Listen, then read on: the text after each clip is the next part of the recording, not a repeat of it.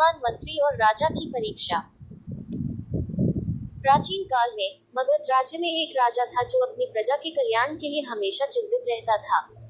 उसके पास एक बहुत ही बुद्धिमान और अनुभवी मंत्री था जिसका नाम था धर्मपाल। राजा धर्मपाल की बुद्धिमत्ता और निष्ठा पर बहुत भरोसा करता था। एक बार राजा ने धर्मपाल की बुद्धिमत्ता और राज्य के प्रति उसकी निष्ठा की परीक्षा लेने का विचार किया। उसने धर्मपाल को बुलाया और कहा, मंत्रीवर, मैं चाहता हूँ कि आप राज्य के सबसे मूल्यवान व्यक्ति को खोज कर लाएं। आपके पास 1 महीने का समय है। धर्मपाल ने राजा की आज्ञा स्वीकार कर ली और वह उस व्यक्ति की तलाश में निकल पड़ा।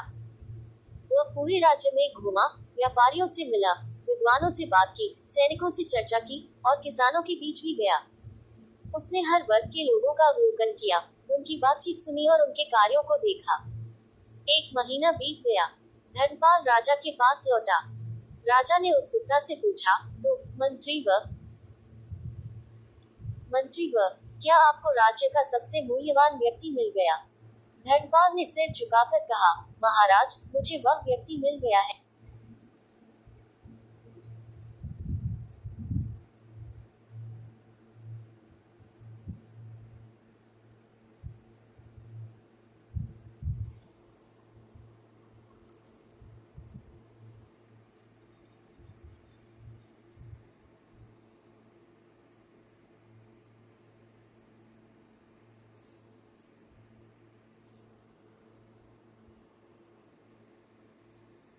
महाराज, मुझे वह व्यक्ति मिल गया है।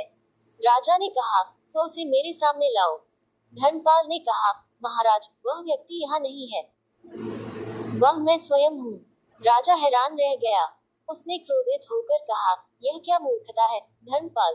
क्या आप अपने आप को सबसे मूल्यवान मानते हैं? धर्मपाल ने शांत भाव से उत्तर दिया, महाराज, चाणक्य नीति कहती है कि जो व्यक्ति स्वयं को नहीं जानता वह दूसरों को क्या जानेगा। मैंने पूरे राज्य में खोज की। मैंने देखा कि व्यापारी धन कमाते हैं लेकिन धन अस्थिर है। सैनिक राज्य की रक्षा करते हैं लेकिन उनकी शक्ति भी सीमित है। विद्वान ज्ञान देते हैं लेकिन ज्ञान का उपयोग करने वाला ही उसे मूल्यवान बनाता है। किसान अन्न उगाते हैं लेकिन यदि राज्य में व्यवस्था न हो तो अन्न भी व्यर्थ है।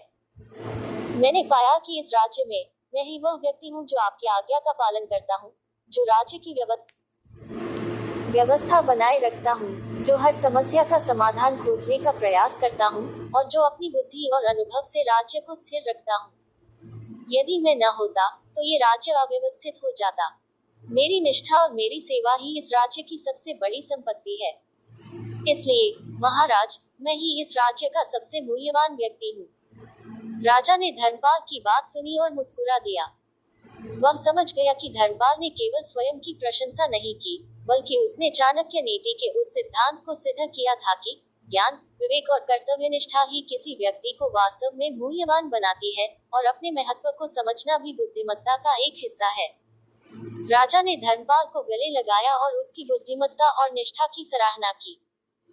सीख: ये कहानी हमें सिखाती है कि सच्चा मूल्य बाहरी धन या शक्ति में नहीं, बल्कि व्यक्ति के आंतरिक गुणों, उसकी बुद्धिमत्ता, निष्ठा, कर्तव्यनिष्ठा और स्वयं के महत्व को समझने में निहित है।